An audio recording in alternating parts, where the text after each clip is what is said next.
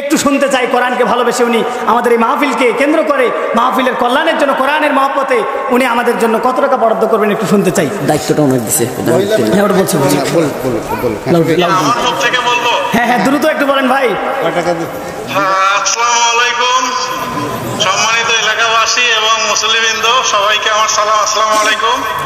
আমি আমার দাপ্তরিক কাজের ব্যাঘাত হওয়ার কারণে আমি আসতে পারি নাই। আমি মন থেকে অনেক আশা নিয়েছিলাম যে আমি এবার মাহফিলে থাকবো, কিন্তু যে কোনো সমস্যার কারণে আমি আসতে পারি নাই। আমি বিষয়টা জানাইছি, তো আপনারা মনোযোগ সহকারে সকলেই মাহফিলের ভালো করে শুনবেন এবং সেই অনুসারে আপনারা ইয়ে করবেন। আর আমি আমার পক্ষ থেকে মাহফিলের জন্য আমি 30,000 টাকা বরাদ্দ দিচ্ছি।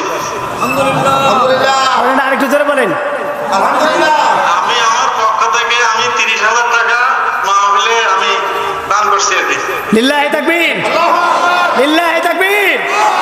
আয় আল্লাহ ভাইয়ের দানকে কবুল করো, আয় আল্লাহ জানামালে বরকত দাও, আয় আল্লাহ যে উদ্দেশ্যে দান করেছে আল্লাহ আয় আল্লাহ তাআলা তার নেক নিয়তগুলো কবুল করো।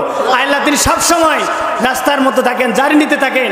আয় আল্লাহ তাআলা সমস্ত প্রকার সমস্যা থেকে আল্লাহ তাআলা ভাইকে হেফাজত করো। আয় আল্লাহ তাআলা তার বাবা এখনো জীবিত, মা জীবিত, আয় আল্লাহ তাআলা তার বাবা মার হায়াতকে বাড়িয়ে দাও।